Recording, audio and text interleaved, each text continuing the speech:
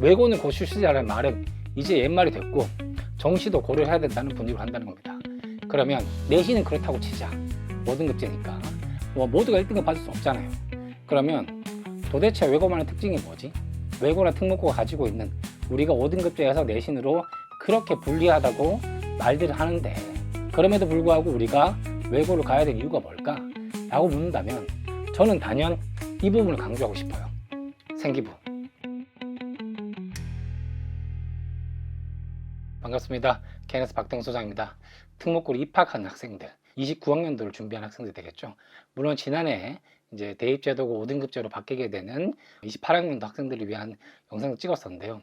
이번에 새로 입학한 학생들을 위해서 한 번 더 강조하는 의미에서 지금의 입시 제도와 물론 다르긴 하겠지만 가장 최근에 이제 입시 결과가 나오고 그리고 정시까지 이루어지는 순간에 이 순간에 입학하게 되는 특목고 학생들은 어떻게 준비하면 좋을지 한번 다뤄보는 시간을 가져보도록 하겠습니다.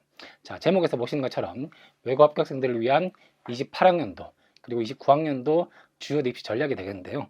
먼저 보시는 것처럼 이번 입시, 그러니까 아마 지금 특목고로 입학하게 되는 친구들의 경우에는 졸업하고 없는 선배들일 거예요. 결과들이 어땠는지 간략하게 짚어보고요. 그리고 내년 이제 고3이 되는 선배들의 어떤 입시는 어떻게 바뀔 것인가 요 추이를 보면서 28학년도 예고안과 그리고 지금 외고에 입학하게 되는 29학년도 대입 준비생들이 어떻게 준비하면 좋을지 함께 다뤄보는 시간을 갖도록 하겠습니다. 이번에 특목고 대입 결과입니다. 아마 요 표 같은 경우는 서울대 수시 최초합이라는 제목으로 특목고 학생들이 많이 붙었다 라는 내용으로 기사나 여러 매체를 통해서 보셨을 거예요.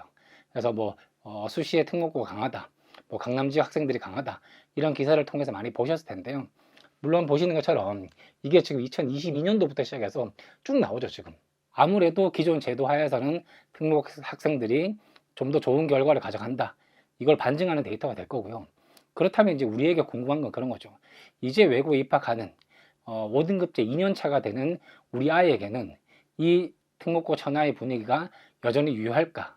사실 그런 의문을 가지고 이제 계속 보셔야 될 건데 결론적으로 말씀드리면 특목고는 그대로 유지가 될 거고 그리고 외고의 경우에도 이 상황과 크게 다르지 않을 것이다. 뒤에 뭐 여러 가지로 설명을 드리겠지만 우선 이 분위기가 올해에도 계속 이어져 왔다 라는 맥락에서 좀 보시면 되고요. 박스 안에 보시는 것처럼 대원외고부터 시작해서 이제 고양국제고까지 주요 외고나 자사고들이 차지하고 있죠. 그래서 제 아무리 제도가 변화한다 하더라도 아마 이 영상을 보시는 이제 외고 입학생들 학부모님께서 가장 걱정하시는 부분이 그런 거죠. 5등급제로 바뀌고 나서 내신 등급을 잘 못 받을 테니 그런 부분에 대해서 서울대나 주요 대학교에 수시를 지원할 때 좀 불리하지 않을까. 사실 말들이 많습니다. 영상들도 많고요. 근데 제가 함부로 감히 예측하기보다는 28학년도 준비한 학생들 이 사람들이 어떻게 되고 있는지에 대해서 좀 분위기를 보셔야 되는 거는 맞아요. 다만 우리 지금까지 외고 입시가 힘들었죠. 아마 이제 막 합격자 발표가 나고 이제 외고를 들어간다고 기대에 부풀었을 텐데 우리가 열심히 노력해오고 기대해왔던 만큼 그 결과 역시도 일반고로 쉽게 들어가는 그런 경우와는 달리 조금은 그 노력에 대한 보상이 있지 않을까 그런 맥락에서 제가 잠시나마 예측을 해봅니다. 우선 이번 입시의 결과는 결국에는 수능 최저, 수능이 어렵든 쉽든 수능 최저가 자꾸 생기는 분위기입니다.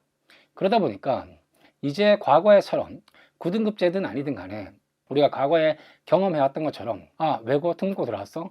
그럼 무조건 수시로 가야지. 정신 힘들어. 수시에서 수능 최저? 그건 나랑 상관없는데? 이런 분위기는 아니라는 거예요. 그러다 보니까 수능 최저와 공론화 수능이 만나게 되면 결국 뭐죠? 불수능의 최저를 못 맞추는 이번 입시와 같은 상황이 생기다 보니까 주요대들도 서로 최저를 도입하고 27학년도, 8학년도 점점 늘어갈 거예요. 그리고 서류 플러스 최저. 이제 서류로만 간다거나 면접만 잘 봐서 간다거나 그게 아니라 최저도 함께 맞춰야 되는 분위기로 갈 수밖에 없다. 두 번째 보시겠습니다. 수시 정시의 비중 변화.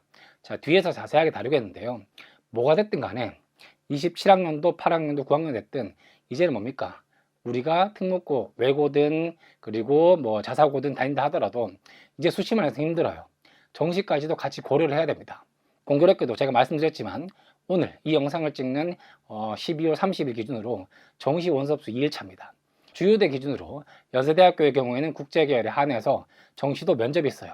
그러다 보니까 수시를 준비해왔던 수많은 외고생들이 정시까지 넘어와서 면접에 있는 국제대학을 준비하고 수능을 맞춰가지고 점수가 가능하니까 한번 해보겠다, 이런 친구들이 많단 말이죠.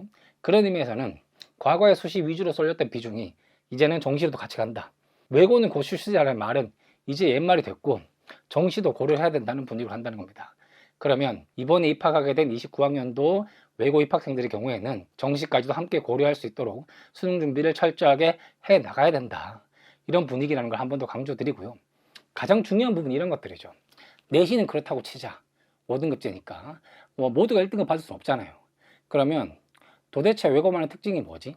외고나 특목고가 가지고 있는, 우리가 5등급제에서 내신으로 그렇게 불리하다고 말들을 하는데, 그렇다고 한다면 그럼에도 불구하고 우리가 외고를 가야 되는 이유가 뭘까? 라고 묻는다면 저는 단연 이 부분을 강조하고 싶어요.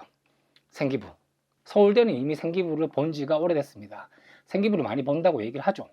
그리고 매년 서울대에서 학생부 종합 전형 가이드북이라는 책자를 발간하고 실제로 생기부가 어떻게 쓰였고 합격생들의 생기부의 어떤 부분이 중요했고 강조됐고 그래서 우리가 이런 학생을 뽑았다는 것들을 보여주고 있습니다. 서울대, 한양대, 중앙대, 경희대 이후에 점점 도입이 되겠지만 연고대나 서강대 같은 경우도 이제 생기부를 꼼꼼하게 보게 될 거예요. 그렇다고 한다면 그 생기부가 뭐길래, 우리가 중학교 때도 생기부를 가지고 면접을 보고 외고 입학하게 됐잖아요. 자기소개서 썼겠죠. 자, 대입은 자기소개서 없으니까 그 부분 제외하고, 그러면 고등학교 생기부가 도대체 어떻길래, 어떠해야 되길래 생기부 평가가 강화되냐? 대학에서 보는 생기부는 고등학교 때 우리가 소위 창의체험 활동이라 불리는 자율활동, 동아리, 봉사 같은 것들과 더불어서 교과목별로 우리가 수행평가나 여러 과제를 해나가면서 만들어 놓은 이른바 교과 세특이라는 항목이 있습니다. 세부 특기사항이죠. 학교 선생님들이 적어주시는 게 원칙이고요. 그러다 보니까 각 교과목별로 나의 내신과 관계없이 어떤 식으로 공부를 해왔고 이 학생이 무엇을 보고 배우고 느꼈는지 이런 부분들이 상세하게 기록되는 부분입니다. 그렇다고 한다면 일반고에 비해서 특목고, 소위 우리가 입학하게 된 외고나 자사고 학생들에게는 당연히 지금까지 쭉 강조되었던 것만큼 활동도 다양하고, 외고의 경우는 전공어가 있죠. 그리고 심화 스터디 이런 것들을 통해서 조금 더 강조될 수밖에 없습니다. 자, 외고의 강점이 뭡니까? 일반고에 비해서 활동이 많고 전공어, 심화 활동이 많다는 거 아닙니까? 그렇다고 한다면 그 부분에서 생기평가가 대학들이 강조한다고 했을 때 우리의 강점은 이게 아닐까라는 생각이 든다는 거죠. 그런 의미에서 특목고의 유일한 강점이라고 보여지고요. 그리고 자, 결정적으로 내신 4.2가 3.6을 이긴다. 제가 아주 극단적인 예를 들었지만 뒤에서 상세한 사례를 몇 가지 보여드리겠습니다. 9등급제 하에서 4.2가 3.6을 이긴다. 쉽지 않죠. 만약에 이게 우리가 5등급제로 한다면 2등급 내에 있을 겁니다. 그렇지만 2등급 후반의 학생이 2등급 초반을 이긴다면 이건 역시 생활기록부 평가 내용을 통해서 대학들이 판별을 했을 때 그게 서류가 됐든 최저가 기반이 깔린 서류 플러스 면접이 됐든 외고나 특목고 학생들이 다른 학생들에 비해서 좀 더 강점을 가지고 준비할 수 있는 부분이 이것이다 라는 부분들을 한 번 더 강조할 수가 있겠네요. 지금 보시는 거는 연세대학교 이번 정시 충원 인원입니다. 이 표를 제가 보여드린 이유가 수시에서 빠진 애들을 정시에서 2월 인원이라 그래서 새롭게 추가로 인원을 늘립니다. 보시는 것처럼 정원이 이렇고요. 그리고 2월 정원이 이렇고 증원수가 이렇습니다. 자, 제가 몇몇 학과들을 표시했는데 여기 보시면 융합인문사회, 소위 우리가 연세대학교에서 모집 단위가 가장 큰 100명가량의 학생들을 뽑는 이제 단과대학이 되겠죠. 여기는 증원이 39명이 됐습니다. 무슨 말이죠? 수시에서 애들 뽑을 만큼 뽑았는데 그럼에도 불구하고 못 채웠으니까 정시에 더 뽑겠다. 근데 정시 정원이 지금 18명인데 어떻습니까? 정시 정원의 2배만큼의 학생을 더 채워서 57명이나 뽑는 거예요. 그러면 정시도 무시할 수 없는 인원이 되겠죠. 수시에서 하스는 정원이 100명입니다. 근데 지금 정시에서 몇 명 뽑죠? 57명 뽑죠. 매년 2월 되는 인원도 다르고 정시 정원도 변화하기 마련입니다. 그럼에도 불구하고 수시 인원의 반 이상이나 정시에서 충원을 통해서 뽑는다는 것은 아까 앞서 말씀드렸던 것처럼 수시와 정시를 같이 고려해야 되는 이유가 바로 여기에 있다는 거예요. 이제 고대 보시겠습니다. 고대의 경우에도 제가 증원이 된 학과들만 추린 건데 보신 것처럼 경영대학교가 5명, 그리고 국문과는 31명이나 됩니다. 무슨 말입니까? 수시에서 국문과 인원이 제법 많이 빠졌기 때문에 정시에서 원래 기획한 인원이 23명인데 2월 시켜보니까 54명이나 뽑아야 돼요. 국문과 인원을 31명에 채워야 되는 거예요. 정원보다도 더 채워야 된다는 거죠. 이런 기회가 있는데 정시를 포기하실 겁니까? 내가 외고를 들어갔고 또는 자사고와 같은 특목고를 들어갔기 때문에 나는 수시 위주로 갈 거야. 학교가 그렇게 준비시켜 주니까. 그렇게는 봐서는 안 되죠. 최저 맞추는 소극적인 행동이 아니라 최저를 넘어서 정시에도 인원 많이 뽑는데, 이러면 나는 이번에 외고 입학해서 이제 2026학년도에 외고 자사고 1학년이 되니까 장기적으로 봐서 29학년도 우리가 대학을 준비할 때는 정시까지도 고려할 만큼 수능에 골고루 집중해야 되겠구나. 내신에 대한 변별력이 5등급 제하에서 그렇게 우리에게 불리하다고 한다면 우리는 생활기록부를 잘 준비하고 그리고 정시까지도 고려할 수 있는 전략으로 수능도 함께 가져가야 된다. 그 말씀을 드리고 싶은 겁니다. 그래서 와닿지 않으실까봐 제가 한 번 더 강조했습니다. 지금 보시는 거는 고려대학교에서 이번 26학년도 수시에서 1차부터 3차까지 충원 인원들을 합계로 추린 겁니다. 숫자가 더 극단적이죠. 먼저 경영학과 보시겠습니다. 학교 추천 전형은 1, 2, 3차에서 충원하면서 79명이나 충원했습니다. 고대 경영대 정원 자체가 물론 많긴 많습니다. 그리고 우리가 학업부 수형이든 계열적합형이든 대략 70명 정도의 학생들을 뽑아요. 그렇다고 한다면 지금 보시는 게 학업부 수형이 86명, 그리고 계열적합형 60명, 정원만큼 1, 2, 3차에서 돌아버리죠. 사실은 4차 이후의 경우에는 전화 연락입니다. 이 뒤로는 얼마를 빠졌는지 대학들이 공개하지 않습니다. 물론 채워지는 인원은 적겠죠. 그럼에도 불구하고 정원만큼 수시에 인원이 빠진다? 이 말은 무슨 말입니까? 수시가 여전히 우리에게 매력적인 건 맞아요. 그럼에도 불구하고 아까 보셨던 것처럼 수시에서 86명, 60명 가까이 채우고도 정시에서 또 채운다는 겁니다. 그만큼 인원의 상위 이동이 많아진다는 거예요. 이번 수능이 어렵기 때문에 그런 거 아닙니까? 수능이 쉽다면 적게 빠질까요? 그렇진 않죠. 그리고 중요한 거, 우리 아이가 미래에 볼 수능, 28학년도, 29학년도 수능에서 그 수능이 쉬울지 안 쉬울지는 또 두고 봐야 될 문제죠. 그러다 보니까 어떠한 전형이 됐든 간에 충원인들을 쭉 보신다고 했을 때 어떻습니까? 모든 학과들이 적어도 1명, 2명, 수십 명씩 채워지는 경우들이 상당히 많다는 거예요. 그래서 결국에 우리는 기본적으로 수시를 준비하고 대비를 할 텐데, 그럼에도 불구하고 수능을 아주 소극적으로 최저만 맞추는 경우로 쉽게 봐서는 안 된다. 이 부분을 한 번 더 강조드리고 싶은 거고요. 그럼 어떻게 해야 되냐? 우리가 서울대의 경우에는 서울 경기지역 특목고가 과거에 일반 전형 비중이 80% 이상이에요. 서울대 일반 전형의 경우에는 수능 최저가 없고 1차가 서류 100% 학생부 위주로 봅니다. 그리고 2차에서 면접이 50%가 됩니다. 면접 비중 상당히 크네요. 그리고 중요한 건 서울대 일반 전형의 경우에는 면접이 50%인 대신에 준비 시간이 30분에서 45분, 그리고 면접을 15분 동안 봅니다. 면접 시간이 15분 동안이라는 거는 전국의 어느 대학 중에서도 면접 시간이 가장 긴 학교입니다. 그리고 서울대의 특징이 제시문이 나와 있는 질문, 이른바 지식과 학력을 평가하는 제시문 면접과 그리고 학생의 생활기록부를 평가하는 생기부 면접이 함께 이루어집니다. 그렇기 때문에 면접이 15분에 이루어지고 꼼꼼하게 진행이 되는 거죠. 그러다 보니까 80% 이상일 수밖에 없겠죠. 그런데 경상지역 특목고 학생들은 정시 비중이 조금 늘어 있습니다. 제가 늘 말씀드리지만 저희가 특목고, 외고나 국제고 학생들을 전문으로 하는 컨설팅 하다 보니 제 경험상 경상지역 학생들은 정시 비중도 높아요. 왜?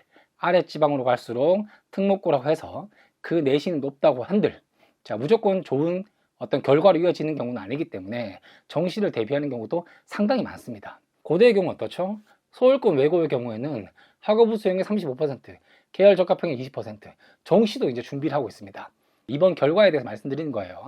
과거에는 어땠냐? 학업부 수행이 35%도 안 됐어요. 왜?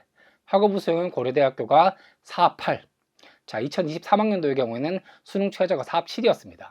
그래서 수능 최저가 완화됐음에도 불구하고 고려대학교 학업부 수행은 잘 준비를 안 했어요. 왜? 4.8이라는 조건 자체가 어렵기 때문에. 근데 이제는 그 비중이 35%까지 올라왔다는 겁니다. 이게 절대 적은 비중이 아닙니다. 다수의 학생들이 고대를 쓴다고 했을 때 과거에는 거의 계열적합형을 썼어요. 근데 이제는 어떻죠? 계열적합형조차도 내신이 높아지고 있다 보니 차라리 수능 최저를 맞춰서 학업부 수용으로 내신이 조금 낮아도 쓰자. 제가 올해 초 설명회에서 작년 학생의 어떤 사례를 설명하면서 특정 서울 지역 외고 학생이 내신이 4.1인데도 불구하고 3.2를 제끼고 고려대학교 학업부 수용 영어 교육과에 합격했습니다. 그 친구는 수능 최저를 맞췄기 때문이죠. 이런 경우들이 생긴다는 거예요. 그러면 여전히 우리에게 5등급제로 바뀌었을 때 내신이 불리하니까 고대 쓰기 힘든 거 아니야? 외고 가면 힘든 거 아닌가? 이런 말은 의미가 없죠. 수능 최저를 맞추면 학업부 수용으로 지금 9등급제 하에서도 내신 앞자리가 바뀌는 친구들이 생기니까요. 연세대 보겠습니다. UD의 비중이 감소했습니다. 이 영상을 보시는 분들 중에서 외고 입학한 학생들이라고 한다면 나 영어 잘하고 좋아하고 연세대학교 국제학부 가서 영어로 수업 듣고 외국 나가고 싶어. 이런 열망과 희망을 가진 친구들 많겠죠. 근데 예전에 비해서 그 비중은 좀 줄어들었어요. 왜 그러냐? 이제 자기소개서도 없고 내신의 비중도 높아지게 되고 시험 문제도 작년 올해 무난했으니까. 물론 우리 아이가 시험 볼 때는 면접 문항이 어떻게 될지 두고 볼 일입니다만 그럼에도 불구하고 UD 면접 비중이 감소했다. 이건 올해의 결과입니다. 그러다 보니까 활동부 수용 지원을 많이 해요. 활동부 수용은 수능 최저가 2합 4입니다. 작년까지만 해도 서울 지역에 있는 4대 외고에서 UD가 아닌 활동부 수용을 지원하는 학생들이 10% 이하였습니다. 왜? 어차피 내신이 2.6 안에 들어가야 되는 좋은 친구들만 쓸 수가 있고 수능 최저 2합 4도 부담스러웠거든요. 근데 이제 어떻습니까? 수능 최저는 누가 봐도 준비를 해야 돼요. 그리고 내신이 조금만 되면 차라리 UD 불확실성에 기대는 것보다 이게 나을 텐데 수능 최저 맞추면 더 쉬운 거 아닌가? 어차피 외국끼리 경쟁할 텐데 이렇게 되는 거예요. 그리고 자 정시국제계열 지원자 수도 점점 증가하죠. 2021년도 이전에는 정시국제계열 모집 인원이 UD가 3명에서 5명 그리고 하스가 많아봐야 15명 정도였습니다. 그러다 보니까 그때는 서류를 내면 서류 통과 단계별 전형이 아니라 서류를 내면 누구나가 면접을 볼 수 있었어요. 이제는 단계별 전형입니다. 올해의 경우에는 며칠 안 남았습니다. 1월 9일날 1차 발표가 나고 11일인 일요일날 시험 보게 됩니다. 이제 그 면접도 되게 빠듯해졌어요.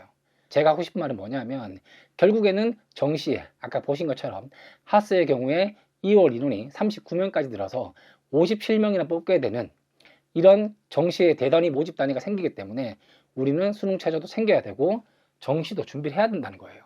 이화여대 같은 경우는 어떻습니까? 자, 미래인재 전형 서류가 압도적으로 많죠.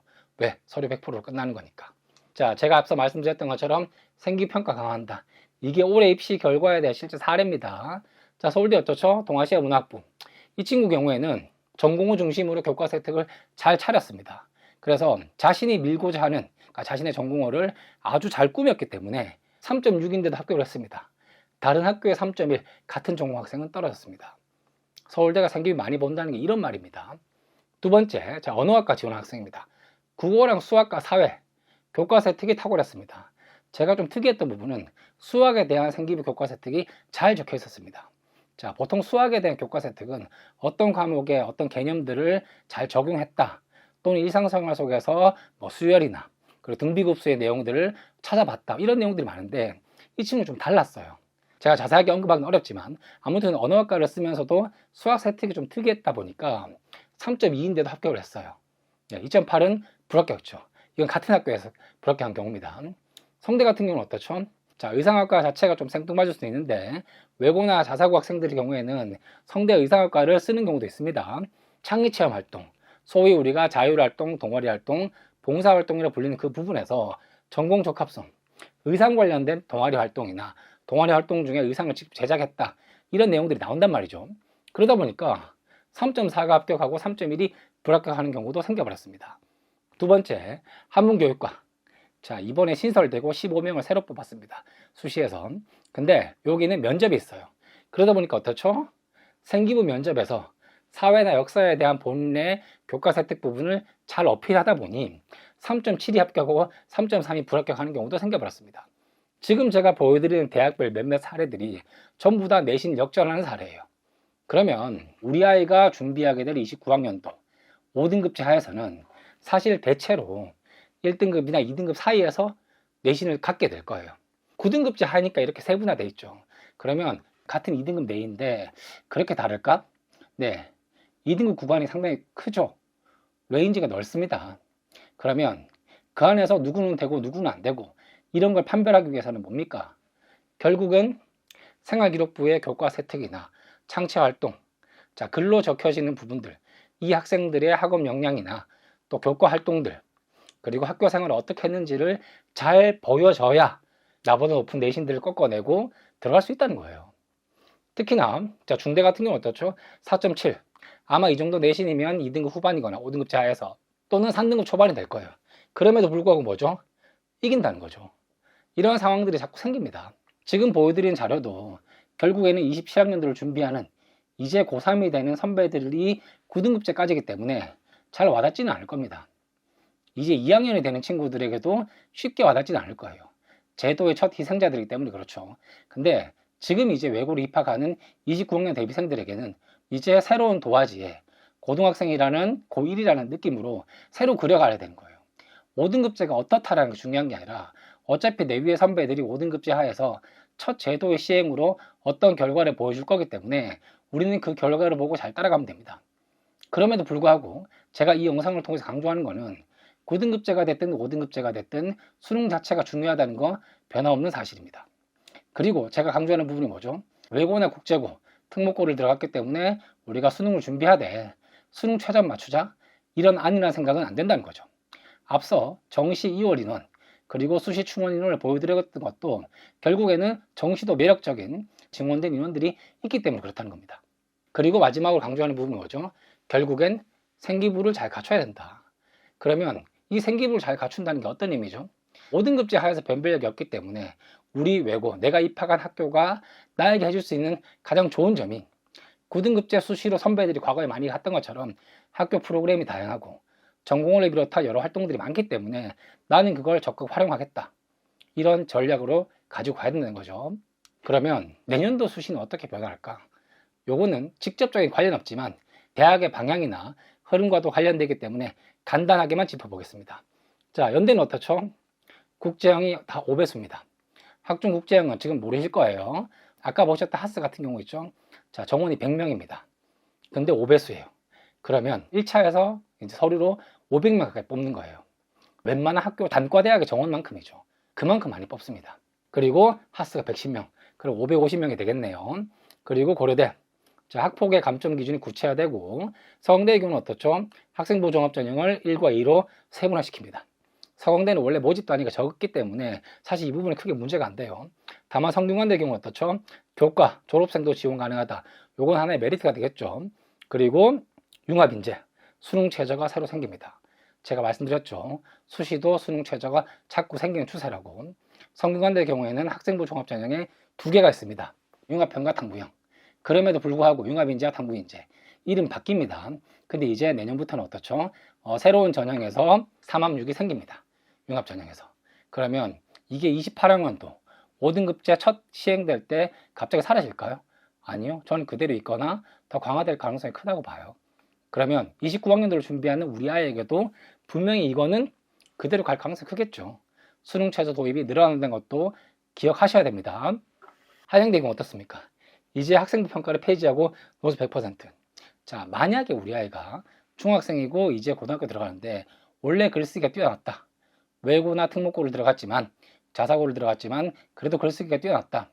저는 그 특성이 있다면 그대로 가져가시는 게 좋다고 봅니다. 논술도 하나의 어떤 옵션이 됩니다. 나중에 구체적인 설명할 때 다시 한번 말씀드리겠습니다.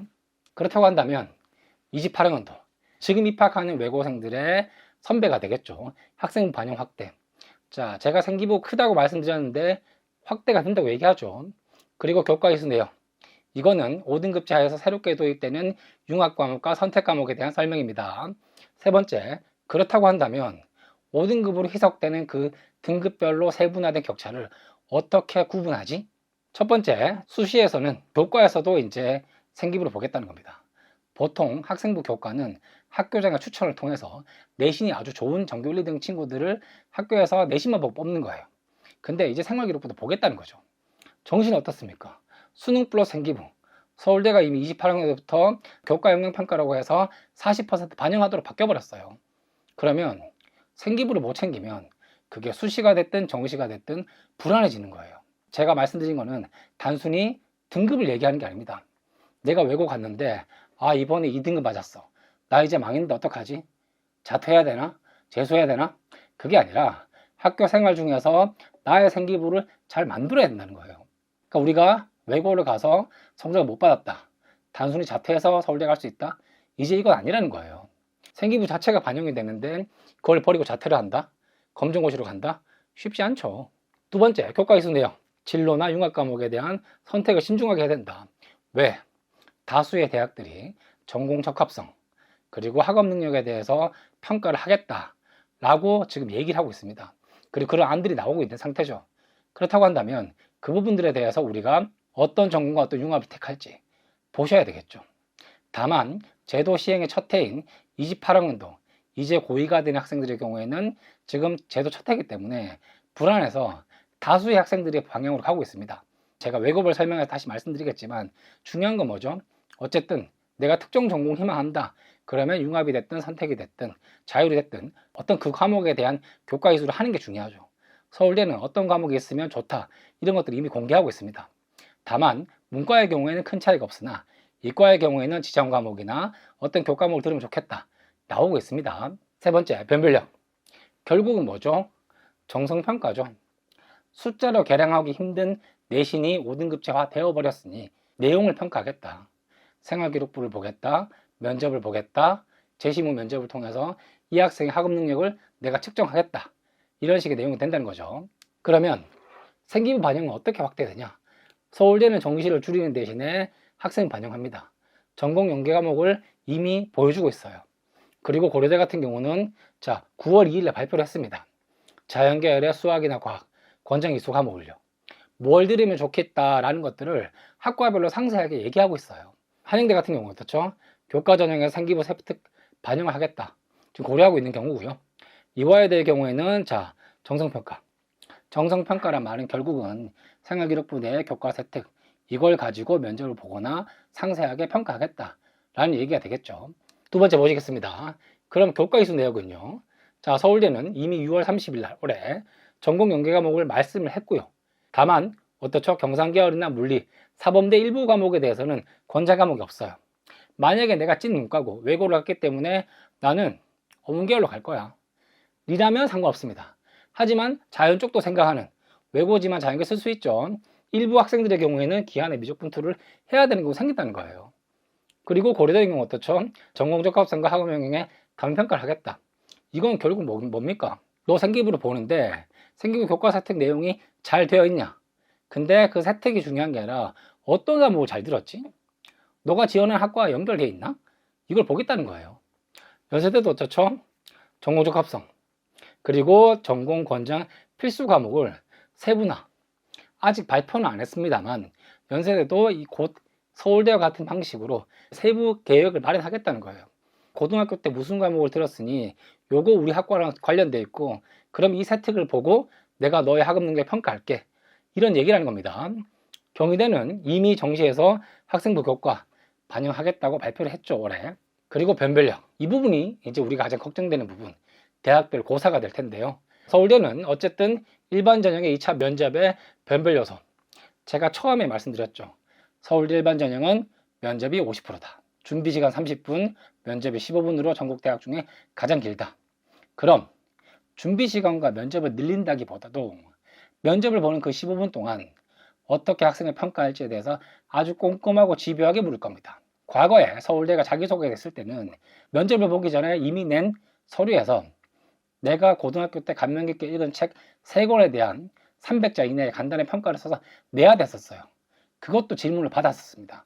자기소개서가 폐지되고 나서는 서울대가 생활기록부 관련된 내용만 묻습니다.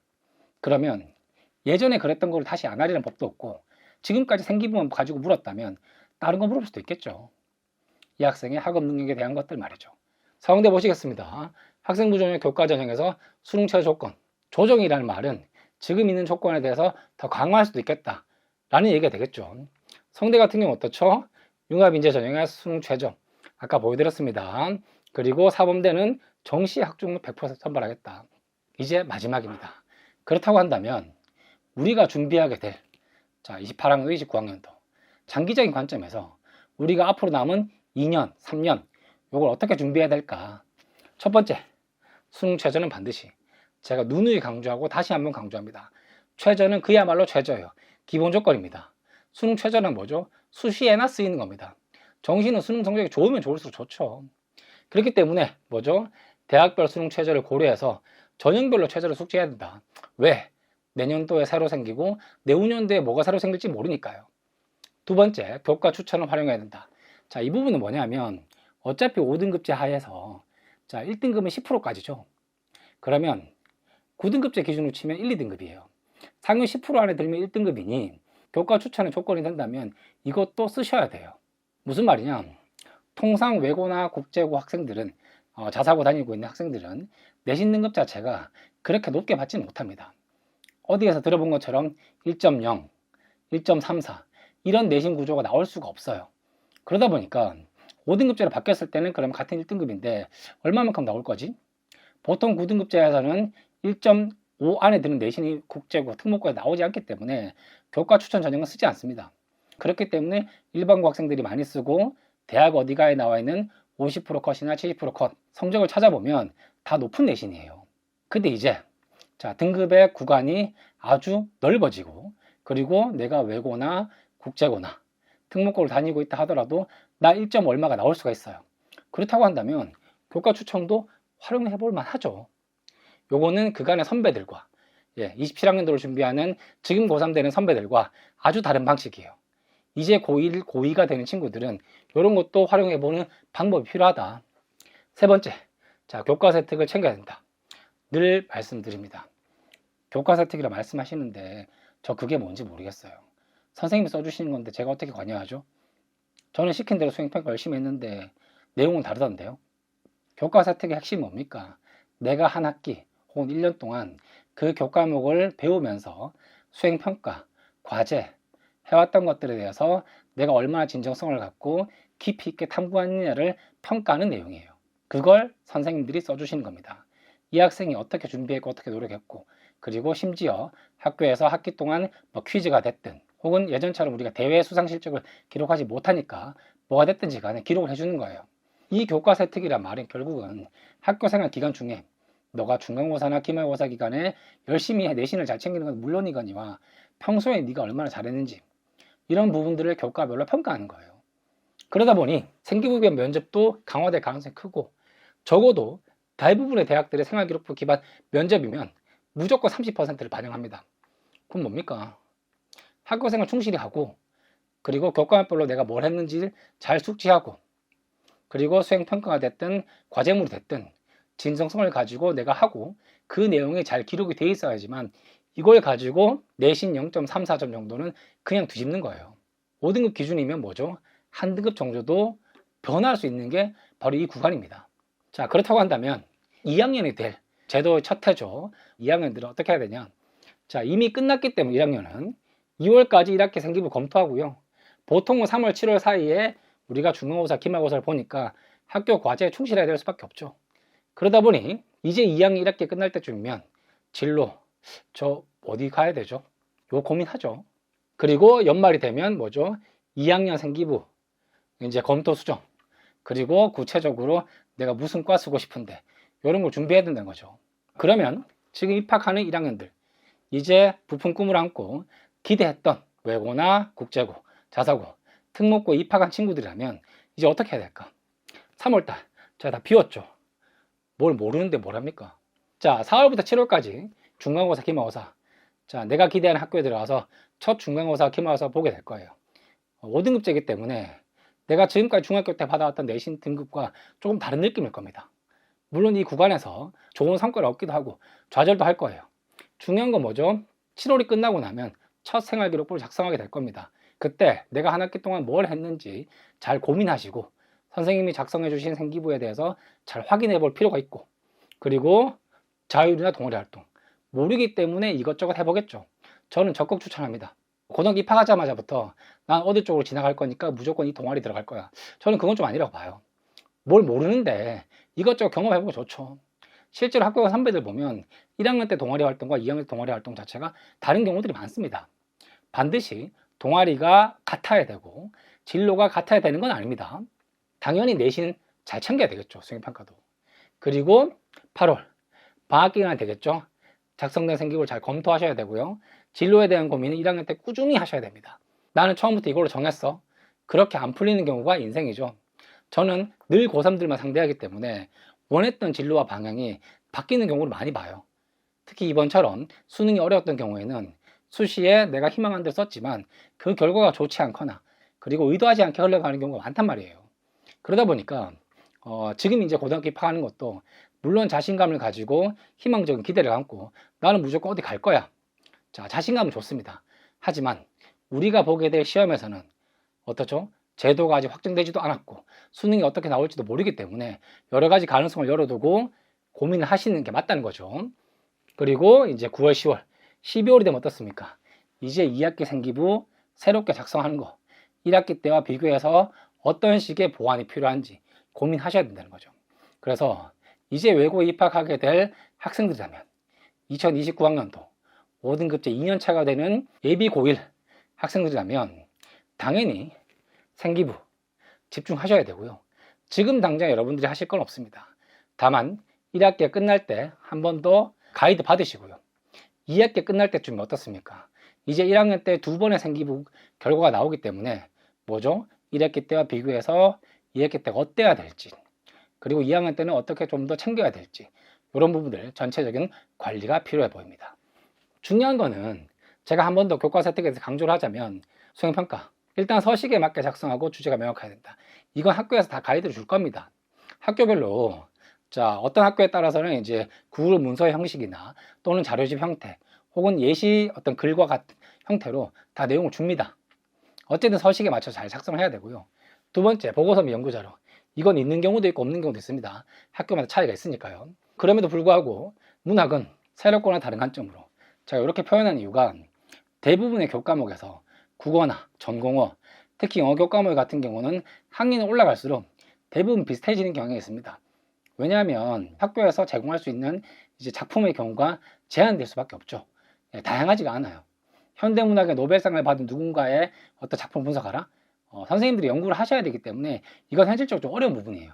그럼에도 불구하고 내가 아이디어를 찾을 수 있는 게 있다면 다양하게 보는 게 좋죠. 그리고 희망 전공에 억지로 끼워 넣지 마라. 그리고 꼭 문학이어야 될 필요가 있을까? 이런 부분도 챙기셔야 되고요. 세 번째, 자율주제 활동의 경우에는 수능 EBS 특강 어떤 지문에서 요거 발췌해서 주제를 만든다. 그리고 아는 만큼만 쓰자. 왜? 몇몇 학생들은 본인이 아는 주제에 대해서 깊이 탐구하기 위해서 뭐 블록체인을 프로그래밍 했다. 이런 얘기까지 나와요. 그게 실제인지 아닌지를 떠나서 그 과정 자체가 상당히 지루하고 어렵습니다. 그리고 이런 부분들은 결국에 면접에 질문을 받게 되고 그런 부분에서 막히게 돼요. 그래서 내가 잘 쓰고자 하는 마음은 있지만 뭐죠? 과하게 쓸 필요 없다. 그리고 하단에 보신 것처럼 전쟁, 환경, 난민 등은 제발이라고 제가 표현한 거는 자 지난 선배들 뭐 지금 고3들 비롯해서 과거 선배들 이런 주제들로 글을 많이 써왔습니다. 아마 학교에서 이런 걸 가지고 많이 권장을 할 거예요. 학교별 특색이 반영된 부분인데 제가 이걸 왜 제발에 표현했냐면 이런 주제를 다룬다 하더라도 남들과 비슷하게 갈 필요는 없다는 거예요. 난민과 전쟁, 지난 2, 3년간 우크라이나, 중동 아랍 전쟁 이거 너무 많이 나왔어요. 이거 안 하면 못하죠? 같은 전쟁을 하더라도 그 전쟁의 세분화된 내용들이거나 아니면 주제가 다른 과거의 전쟁 사례를 엮거나 이런 부분들에서 조금은 차별을 시켜야 될 필요가 있다. 지금 제가 말씀드린 부분들이 이 영상을 보시는 예비고 1학년들, 학생인 학부모님들은 잘 와닿지는 않을 겁니다. 다만 지금 이 자료까지 제가 공개를 한 이유는 선배들이 과거에 그러해왔고 그런 방식으로 어떤 경우에는 대학을 잘 가고 어떤 경우에는 못 가고 내신과 관계없이 이런 경험들이 있기 때문에 이런 내용들을 참고하셔서 이제 1학년이 되고 그리고 3월달부터 7월까지 한 학기를 다니면서 각종 활동들을 통해서 내용을 채워나갈 겁니다. 그럴 때 이것들을 염두에 두고 활동을 하라. 그리고 작성된 생활기록부를 나중에 확인할 때 이것들에 잘 비추어서 반영이 되어 있는지 한 번 더 확인해 보십사 말씀을 드리겠습니다. 이상으로 마치겠고요. 외고 입학생 그리고 특목고, 자사고 입학한 친구들 축하드립니다. 중요한 건 뭐죠? 지금부터 시작입니다. 우리가 고등학교 입학이 끝은 아니죠. 대학까지 가야 결과가 나오는 거고요. 우리의 종착지는 대입입니다. 아직 제도가 시행되지도 않았고 확정된 요강안이 나오지도 않았습니다. 불안한 마음도 있지만 지금은 희망을 갖고 학교 생활 열심히 하면서 제가 앞서 말씀드렸던 부분들 수능에 대한 대비를 충분히 하자. 그리고 뭐죠? 학교 생활 충실히 하면서 소위 생활기록부 잘 챙기자. 이런 부분들을 잘 이해하면서 앞으로 있을 2학년, 3학년 선배들의 결과를 꾸준히 체크해서 우리가 입시를 치르게 되는 28학년도, 29학년도 갔을 때 문제없이 대비해서 무난하게 합격할 수 있도록 만드는 것을 목표로 삼으시길 바라겠습니다. 감사합니다.